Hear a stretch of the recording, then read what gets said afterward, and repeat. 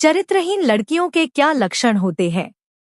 अगर आपने ठरकी लड़कों या आदमियों को देखा है तो आप बस ऐसा समझिए कि ठीक ऐसी ही लड़ाकियां और औरतें भी होती हैं। इन लोगों की खास बात ये होती है कि एक इंसान से इन लोगों का मन बहुत जल्दी भर जाता है। इन लोगों का मन हर दूसरे इंसान पर टिक जाता है। जहां दाल गल जाए वहीं इनकी दुनिया है। कुछ रटी रटाई आशिकी की बातें सब पर चिपका देते हैं। लोगों की खूब तारीफ करते हैं। सारे दुनिया भर के झूठ आशिक मिजाज लोगों के जिम्मे है। ये सब प्यार तो बिल्कुल नहीं है। एक पटाऊ प्रोग्राम शुरू करता है और दूसरा उसका शिकार हो जाता है। जो पटाना शुरू करता है वो कुछ दिन बाद वही बातें दूसरे इंसान से शुरू कर देता है। और जो फंस जाता है वो पागल होकर घूमने लगता है। जो लोग ऐसी बातें करने वाले होते हैं वो सब पर ट्राई करते हैं। ये लड़का और लड़की दोनों में से किसी की भी आदत हो सकती है। यही चरित्रहीनता है। चरित्रहीनता की परिभाषा देशकाल और वातावरण की परिस्थितिजन्य स्थितियां होती है जिनके आधार पर गुणावगुण तथा गुणदोषों को किसी एक सीमा के भीतर सभी के गुणधर्म को परिभाषित करना बहुत जल्दबाजी होगी। क्योंकि देशकाल वातावरण और परिस्थितियां बदलने पर गुण अवगुण में अवगुण गुण में बदल जाता है, ठीक इसी प्रकार चरित्रहीन इंसान चरित्रवान और चरित्रवान चरित्रहीन इंसान में बदल जाता है। जैसे चरित्रहीन महिला की क्यों परिभाषा? मेरी कहानी का शीर्षक परमात्मा हर जगह मौजूद है। एक प्रसिद्ध साधु हुई हैं। जवानी में वह बहुत ही खूबसूरत थी। एक बार चोर उसे उठाकर ले गए और एक वेश्या के कोठे पर ले जाकर उसे बेच दिया। अब उसे वही कार्य करना था जो वहां की बाकी औरतें करती थी। इस नए घर में पहली रात को उसके पास एक आदमी लाया गया। उसने तुरंत बातचीत शुरू कर दी। आप जैसे भले आदमी को देखकर मेरा दिल बहुत खुश है, वह बोली। आप सामने पड़ी कुर्सी पर बैठ जाएं, मैं थोड़ी देर परमात्मा की याद में बैठ लूं। अगर आप चाहें तो आप भी परमात्मा की याद में बैठ जाएं। यह सुनकर उस नौजवान की हैरानी की कोई हद न रही।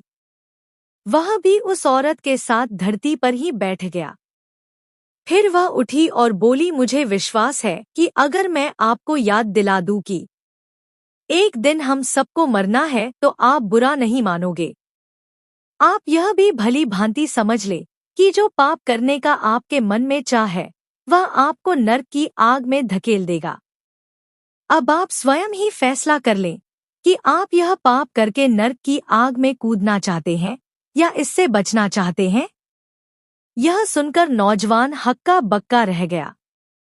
उसने संभल कर कहा, ऐ पवित्र औरत, तुमने तो मेरी आंखें खोल दी।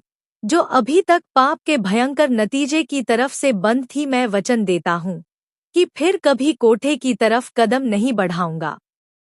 हर रोज नए आदमी उस औरत के पास भेजे जाते। पहले दिन आए नौजवान की तरह उन सब की जिंदगी भी पलटती गई। उस कोठे के मालिक को बहुत हैरानी हुई कि इतनी खूबसूरत और नौजवान औरत है और एक बार आया ग्राहक दोबारा उसके पास जाने के लिए नहीं आता, जबकि लोग ऐसी सुंदर लड़कियों के दीवाने होकर उसके इर्द गिर्द घूमते हैं। यह राज जानने के लिए उसने एक रात अपनी पत्नी को ऐसी जगह छुपाकर बिठा दिया जहां से वह उस औरत के कमरे के अंदर सब कुछ देख सकती थी।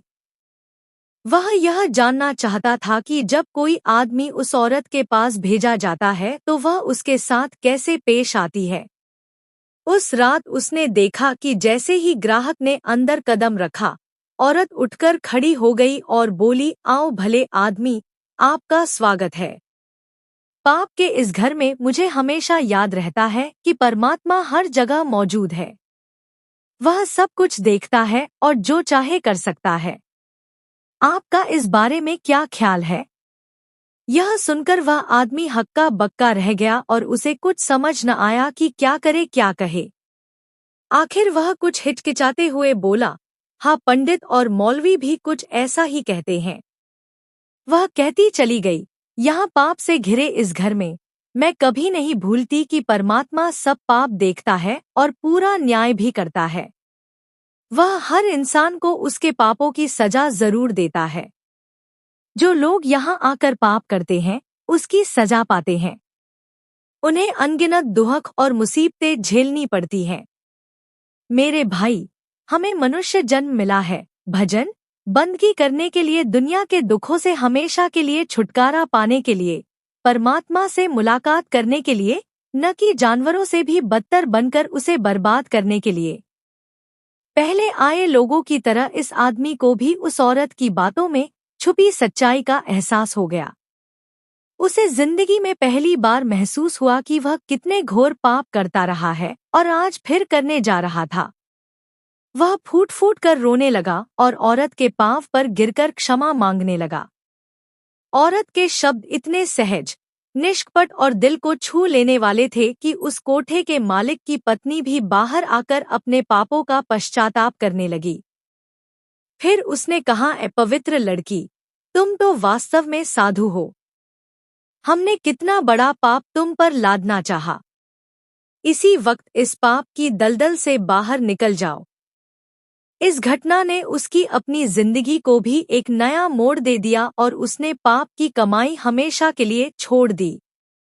ईश्वर के सच्चे भक्त जहाँ कहीं भी हों, जिस हालात में हो, वे हमेशा मनुष्य जन्म के असली उद्देश्य की ओर इशारा करते हैं और भूले भटके जीवों को नेकी की राह पर चलने की प्रेरणा देते हैं। यह औरत कोई और नहीं, महान साधु राबिया बसरी थी। मेरी कहानी की परिभाषा समझ गए हैं तो कमेंट करें और हौसला अफजाई भी करें। धन्यवाद। आप सभी का दिन शुभ हो।